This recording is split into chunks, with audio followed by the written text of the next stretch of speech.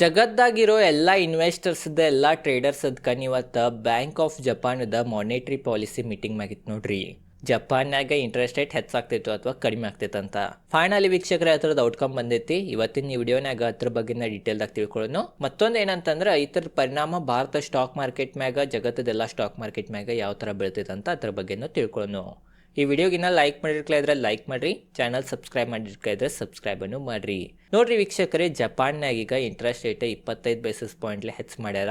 ಅನ್ಮಾರ್ನೂ ಅದ ಇತ್ತ ನಿನ್ನೆ ವಿಡಿಯೋನಾಗೂ ನಾ ತಿಳಿಸಿನಿ. ಅದೇ ಥರ ವೀಕ್ಷಕರೇ 25 ಬೇಸಿಸ್ ಪಾಯಿಂಟ್ ಇಂಟ್ರೆಸ್ಟ್ ರೇಟ್ ಜಪಾನ್ಯಾಗ ಹೆಚ್ಚು ಮಾಡಿರ. ಮೊದಲೇನು ಜಪಾನ್ಯಾಗ 0.50% ಇಂಟ್ರೆಸ್ಟ್ ರೇಟ್ ಇತ್ತ, ಅದನ್ನ ವೀಕ್ಷಕರೇ ಈಗೇರಿ 0.75% ಮಾಡಿರ್ ನೋಡ್ರಿ. ಈ ಥರ ವೀಕ್ಷಕರೇ 30 ವರ್ಷಲೆ ಆತಂತ. 1995ನಾಗ ಈ ಥರ ಇಂಟ್ರೆಸ್ಟ್ ರೇಟ್ ಹೆಚ್ಚಿತ್ತು. ಅವಾ ಬಿಟ್ರೆ ಈಗನ ಇಂಟ್ರೆಸ್ಟ್ ರೇಟ್ ಈ ಥರ ಒಮ್ಮೆ ಹೆಚ್ಚಾಗೈತೆ ಅಂತ ನಾವು ಅನ್ಬೋದು. ಮತ್ತು 2016ನಾಗರೆ ಮೈನಸ್ನ ಇಂಟ್ರೆಸ್ಟ್ ರೇಟ್ ಜಪಾನ್ಯಾಗ ಹೋಗಿತ್ತು.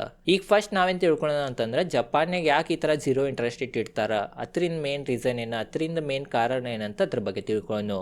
ನೋಡ್ರಿ ವೀಕ್ಷಕರೇ, ಜಪಾನ್ಯಾಗ ಇನ್ಫ್ಲೇಷನ್ ಇಲ್ಲ. ಯಾಕೆ ಇನ್ಫ್ಲೇಷನ್ ಇಲ್ಲ ಅಂತಂದ್ರೆ ಅಲ್ಲಿ ಜನರ ರೊಕ್ಕನ ಸ್ಪೆಂಡ್ ಮಾಡಂಗಿಲ್ಲ. ನೋಡ್ಬೋದು, ವೀಕ್ ಕನ್ಸ್ಯೂಮರ್ ಡಿಮಾಂಡ್ ಐತಂತ್ರಿ. ಅಲ್ಲಿ ಜನರೇನು ಗಳಿಸ್ತಾರ, ಗಳಿಸಿದ ರೊಕ್ಕನ ಖರ್ಚನ ಮಾಡಂಗಿಲ್ಲ, ಸೇವ್ ಮಾಡ್ಕೊತಾನೆ ಹೋಗ್ತೈತಿ. ಅದ ಕಾರಣ ಅಲ್ಲಿ ವಸ್ತುಗಳ ಬೆಲೆ ವೀಕ್ಷಕರೇ ಏರಂಗಿಲ್ಲನ. ಯಾಕಂತಂದ್ರೆ ಡಿಮಾಂಡನೇ ಇಲ್ಲ ಅನ್ನೋ ಕಾರಣದಿಂದ. ಅದ ಒಂದು ಕಾರಣದಿಂದನೂ ವೀಕ್ಷಕರಲ್ಲಿ ಇಂಟ್ರೆಸ್ಟ್ ರೇಟ್ ಕಡಿಮೆ ಇಟ್ಟಾರಂತ ನಾವು ಅನ್ಬೋದ. ಮತ್ತೊಂದೇನಂತಂದ್ರೆ ಅಲ್ಲಿ ಪಾಪ್ಯುಲೇಷನ್ ಭಾಳ ಕಡಿಮೆ ಆಗತೈತಿ. ಅಲ್ಲಿ ವೀಕ್ಷಕರೇ ಏನು ವಯಸ್ಸಾದವ್ರ ಸಂಖ್ಯೆನ ಹೆಚ್ಚಾಗೈತಿ ಮತ್ತು ಯುವಕರ ಸಂಖ್ಯೆ ಕಡಿಮೆ ಆಗೈತಿ. ಇವೆಲ್ಲ ಕಾರಣದಿಂದ ಅಲ್ಲಿ ಜನರ ಏನೂ ಬಡ್ಡಿ ಇಲ್ದನ ಸಾಲವನ್ನು ತಗೊಂಡ್ರೆ ರೊಕ್ಕ ಖರ್ಚು ಮಾಡಲಿ ಅನ್ನೋ ಕಾರಣದಿಂದ interest rate bank of Japan ಅಥವಾ ಜಪಾನದ ಸರ್ಕಾರ ಏನೂ ಇಟ್ಟಿಲ್ಲಾಕಿಲ್ಲಾಗಿತ್ತು ಇಷ್ಟು ವರ್ಷ ತನಕ ಅಂತ ನಾವು ಅನ್ಬೋದು. ಈಗ ಇದ್ರ ಬಗ್ಗೆನೂ ನಿಮಗೆ ಗೊತ್ತಿರ್ಬೋದು. ಈಗ ಎದಕ್ಕೆ ಇಂಟ್ರೆಸ್ಟ್ ರೇಟ್ ಏರ್ಸಿತ್ತ ಅಂತ ತಿಳ್ಕೊಳ್ಳೋಣ. 30 ವರ್ಷ ತನಕ ಇಂಟ್ರೆಸ್ಟ್ ರೇಟನ್ನ ಇಲ್ಲಾಗಿತ್ತ. ಅಂಥ ದೇಶನಾಗ ಈಗೇನು ಪರಿಸ್ಥಿತಿ ಬಂತ ಇಂಟ್ರೆಸ್ಟ್ ರೇಟ್ ಏರ್ಸಾಕಂತ ಅದ್ರ ಬಗ್ಗೆ ತಿಳ್ಕೊಳ್ಳೋಣ. ನೋಡ್ರಿ ವೀಕ್ಷಕರೇ, ಈಗ ಯಾಕೆ ಇಂಟ್ರೆಸ್ಟ್ ರೇಟ್ ಏರ್ಸಿರಂತಂದ್ರೆ ಇನ್ಫ್ಲೇಷನ್ ಹೆಚ್ಚಾತ್ರಿ. ಮೊದಲೇನು 30 ವರ್ಷ ತನಕ ಇನ್ಫ್ಲೇಷನ್ನೆಲ್ಲ ಆಗಿತ್ತ ಈ ದೇಶನಾಗ. ಈಗ ಫೈನಲಿ ವೀಕ್ಷಕರೇ ಅಲ್ಲಿ ಇನ್ಫ್ಲೇಷನ್ 2%ಗಿಂತನೂ ಮ್ಯಾಗ ಹೋಗೈತಿ. ಆ ಇನ್ಫ್ಲೇಷನನ್ನು ಕಂಟ್ರೋಲ್ ಮಾಡೋ ಸಂಬಂಧ ಈ ಥರ ಇಂಟ್ರೆಸ್ಟ್ ರೇಟ್ ಏರ್ಸಿದಾರಂತ ನಾವು ಅನ್ಬೋದಾ. ಇದ ವೀಕ್ಷಕರೇ ಮೇನ್ ಕಾರಣ. ಈಗ ಬಾರಿ ಇದರಿಂದ ಜಪಾನದ ಬಾಂಡ್ ಮಾರ್ಕೆಟ್ಗೆ, ಜಪಾನ್ ಸ್ಟಾಕ್ ಮಾರ್ಕೆಟ್ಗೆ ಮತ್ತು ಗ್ಲೋಬಲ್ದು ಎಲ್ಲ ಮಾರ್ಕೆಟ್ಗೆ ಯಾವ ಥರ ಪರಿಣಾಮ ಬೀಳ್ತೈತೆ ಅಂತ ಅದ್ರ ಬಗ್ಗೆ ತಿಳ್ಕೊಳ್ಳೋಣ. ನೋಡ್ರಿ ವೀಕ್ಷಕರೇ, ನಾವು ಜಪಾನದ ಬಾಂಡ್ ಮಾರ್ಕೆಟ್ಗೆ ಯಾವ ಥರ ಪರಿಣಾಮ ಬೀಳ್ತೈತೆ ಅಂತ ನೋಡ್ರೆ ಜಪಾನದ ಬಾಂಡ್ ಮಾರ್ಕೆಟ್ಗೆ ಪಾಸಿಟಿವ್ ಪರಿಣಾಮ ಬೀಳ್ತೈತ್ರಿ. ಜಪಾನದ ಬಾಂಡ್ ಮಾರ್ಕೆಟ್ ಇನ್ಕ್ರೀಸ್ ಆಗೋ ಸಂಭಾವನೆ ಭಾಳ ಹೆಚ್ಚೈತಿ. ಈಗ ಜಪಾನ್ ಸ್ಟಾಕ್ ಮಾರ್ಕೆಟ್ಗೆ ಇದರಿಂದ ಯಾವ ಥರ ಪರಿಣಾಮ ಬೀಳ್ತೈತೆ ಅಂತ ನಾವು ನೋಡ್ರೆ ಜಪಾನ್ ಸ್ಟಾಕ್ ಮಾರ್ಕೆಟ್ಗೂ ಸಹ ಇದರಿಂದ ಪಾಸಿಟಿವ್ನ ಪರಿಣಾಮ ಬೀಳ್ತೈತೆ ಅಂತ ನಾವು ಅನ್ಬೋದು. ನೋಡ್ಬೋದು ಇವತ್ತು ಅದ್ರದ್ದು ಇಂಪ್ಯಾಕ್ಟ್ ಜಪಾನದ ವೀಕ್ಷಕರ ಇಂಡೆಕ್ಸ್ ಮ್ಯಾಗೂ ಕಾಣೈತಿ. ಏನು ಜಪಾನದ ಇಂಡೆಕ್ಸ್ ಐತಿ ನಿಕೈ 225, ಅದು ಇವತ್ತು 1%ಗಿಂತನೂ ಹೆಚ್ಚಿರೈತಿ. ಯಾಕೆ ಏರೈತಿ, ಎದಕ್ಕೆ ಜಪಾನ್ ಸ್ಟಾಕ್ ಮಾರ್ಕೆಟಿಗೆ ಪಾಸಿಟಿವ್ ಅಂತ ಈಗ ತಿಳ್ಕೊಳ್ಳೋದು ನೋಡ್ರಿ ವೀಕ್ಷಕರೇ, ಒಂದೇ ಪಾಸಿಟಿವ್ ಪಾಯಿಂಟ್ ಏನಂತಂದ್ರೆ ಜಪಾನ್ದಾಗಿರೋ ಬ್ಯಾಂಕಿಂಗ್ ಸ್ಟಾಕ್ಗಳು ವೀಕ್ಷಕರಿಗೆ ಅದರದ ಪ್ರಾಫಿಟ್ ಹೆಚ್ಚಾಗೋ ಸಂಭಾವನೆ ಹೆಚ್ಚೈತಿ. ಯಾಕಂತಂದ್ರೆ 30 ವರ್ಷದಿಂದ ಏನು ಜಪಾನ್ದು ಬ್ಯಾಂಕ್ಗಳು ಇದಾವ ಸಾಲ ಏನು ಬಡ್ಡಿ ಇಲ್ದನ ಕೊಡ್ತಿದ್ದು ರೀ. ಈಗ ಫೈನಲಿ 0.75% ಬಡ್ಡಿ ಇಟ್ಟು ಸಾಲ ಕೊಡೋಣ. ಇದೇನು 0.75% ಬಡ್ಡಿ ಬ್ಯಾಂಕ್ಗಳ ಕಡೆ ಬರ್ತೈತಿ. ಅದರಿಂದ ಬ್ಯಾಂಕ್ಗಳದ ಪ್ರಾಫಿಟ್ ಹೆಚ್ಚಾಗೋ ಸಂಭಾವನೆ ಐತ್ರಿ. ಅದ ಕಾರಣ ವೀಕ್ಷಕರೇ ಜಪಾನದ ಬ್ಯಾಂಕಿಂಗ್ ಸ್ಟಾಕ್ಗಳಿಗೆ ಪಾಸಿಟಿವ್ ಆಗ್ತೈತಿ. ಅದರದನ್ನ ಪರಿಣಾಮ ಇವತ್ತು ಜಪಾನ್ ಸ್ಟಾಕ್ ಮಾರ್ಕೆಟ್ ಮ್ಯಾಗ ಕಾಣಿತಂತ ನಾವು ಅನ್ಬೋದ. ಎರಡನೇ ರೀಸನ್ ಏನಂತಂದ್ರೆ ಜಪಾನ್ಯಾಗ ಈಗ ವಸ್ತುಗಳ ಡಿಮಾಂಡ್ ಹೆಚ್ಚಾಗತೈತಿ. ಏನು ನಾವು ಆಲ್ರೆಡಿ ವೀಕ್ಷಕರೇ ವಿಡಿಯೋ ಸ್ಟಾರ್ಟ್ ಆಗೋಕ್ಕಿಂತ ಮೊದಲ ತಿಳಿಸಿನಿ, ಜಪಾನ್ಯಾಗ ಹೆಚ್ಚು ಜನರು ವೀಕ್ಷಕರೇ ಹೆಚ್ಚು ರೊಕ್ಕನ ಸ್ಪೆಂಡ್ ಮಾಡಂಗಿಲ್ಲ, ರೊಕ್ಕನ ಇಟ್ಕೊಂಡು ಕುಂಡಿರ್ತಾರೆ, ಖರ್ಚನ್ನ ಹೆಚ್ಚು ಮಾಡಂಗಿಲ್ಲ. ಅದ ಕಾರಣ ಅಲ್ಲಿ ಡಿಮಾಂಡ್ ಭಾಳ ವೀಕ್ ಐತೆ ಅಂತ ತಿಳಿಸಿನಿ. ಫೈನಲಿ ವೀಕ್ಷಕರೇ ಅದೀಗ ಡಿಮಾಂಡ್ ಹೆಚ್ಚಾಗತೈತೆ ನಾವು ಅನ್ಬೋದು. ಈಗ ಜನರಲ್ಲಿದ ರೊಕ್ಕ ಬಿಚ್ಚಾತೈತಿ, ಅಲ್ಲಿ ಇನ್ಫ್ಲೇಷನನ್ನು ಹೆಚ್ಚಾಗತೈತಿ.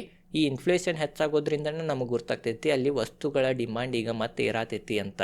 ಅದ ಕಾರಣ ವಸ್ತುಗಳ ಡಿಮಾಂಡ್ ಏರಿತಂತಂದ್ರೆ ಖಂಡಿತವಾಗಿದ್ದ ಸ್ಟಾಕ್ ಮಾರ್ಕೆಟ್ಗಳ್ಗೆ ಪಾಸಿಟಿವ್ ಆಗ್ತೈತಿ. ಯಾಕಂತಂದ್ರೆ ಅಲ್ಲಿ ಜನರ ಹೆಚ್ಚು ರೊಕ್ಕ ಸ್ಪೆಂಡ್ ಮಾಡ್ತಾರೆ. ಹೆಚ್ಚು ರೊಕ್ಕ ಸ್ಪೆಂಡ್ ಮಾಡ್ರೆ ಅಲ್ಲಿ ಕಂಪ್ನಿಗಳದ್ದೇನು ವಸ್ತುಗಳಿದಾವೆ ಅವು ಹೆಚ್ಚು ಸೇಲ್ ಆಗ್ತಾವೆ. ಕಂಪ್ನಿಗಳ ವಸ್ತುಗಳು ಹೆಚ್ಚು ಸೇಲ್ ಆದವು ಅಂದ್ರೆ ಅಂಥ ಕಂಪ್ನಿಗಳ್ಗೆ ಭಾಳ ಲಾಭ ಆಗ್ತೈತಿ. ಕಂಪ್ನಿಗಳಿಗೆ ಲಾಭ ಹೆಚ್ಚತ್ತಂದ್ರೆ ಅದು ಜಪಾನ್ ಸ್ಟಾಕ್ ಮಾರ್ಕೆಟ್ಗೆ ಪಾಸಿಟಿವ್ ಪಾಯಿಂಟ್ ಆಗ್ತೈತಿ. ಅದ ಕಾರಣನೂ ವೀಕ್ಷಕರೇ ಇದು ಇಂಟ್ರೆಸ್ಟ್ ರೇಟ್ ಹೆಚ್ಚು ಮಾಡಿದ ಕಾರಣ ಜಪಾನ್ ಸ್ಟಾಕ್ ಮಾರ್ಕೆಟ್ಗೆ ಪಾಸಿಟಿವ್ನ ಪಾಯಿಂಟ್ ಅಂತ ನಾವು ಅನ್ಬೋದು.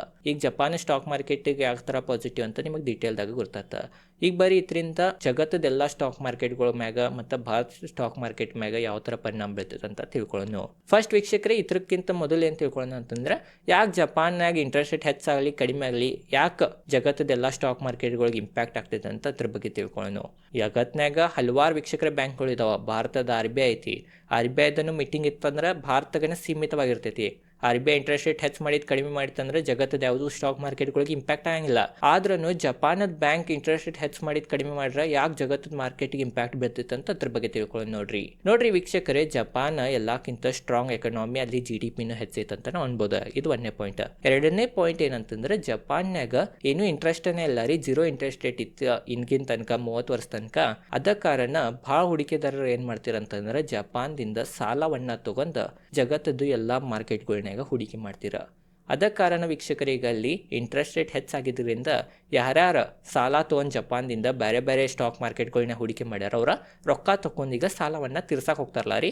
ಅದ ಕಾರಣ ಅವ್ರ ರೊಕ್ಕನ ತಗೊಂಡು ಸಾಲವನ್ನು ತೀರ್ಸಕ್ಕೆ ಹೋದ್ರ ಅಂತಂದ್ರೆ ಎಲ್ಲ ಮಾರ್ಕೆಟ್ಗಳನ್ನಾಗೆ ಹೆವಿ ಸೆಲ್ಲಿಂಗ್ ಪ್ರೆಷರ್ ಬರೋ ಸಂಭಾವನೆ ಇರ್ತೈತಿ. ಅದ ಕಾರಣನೂ ಬ್ಯಾಂಕ್ ಆಫ್ ಜಪಾನದ ಮಾನಿಟರಿ ಪಾಲಿಸಿ ಮೀಟಿಂಗ್ ಮತ್ತು ಇದು ಇಂಟ್ರೆಸ್ಟ್ ರೇಟ್ ಹೆಚ್ಚಾಗ್ತಿತ್ತು ಕಡಿಮೆ ಆಗ್ತಿತ್ತು, ಅದು ಭಾಳ ಇಂಪಾರ್ಟೆಂಟ್ ಪಾಯಿಂಟ್ ಆಗ್ತೈತೆ ರೀ ಜಗತ್ತದ ಎಲ್ಲ ಮಾರ್ಕೆಟ್ಗಳ್ಗೆ.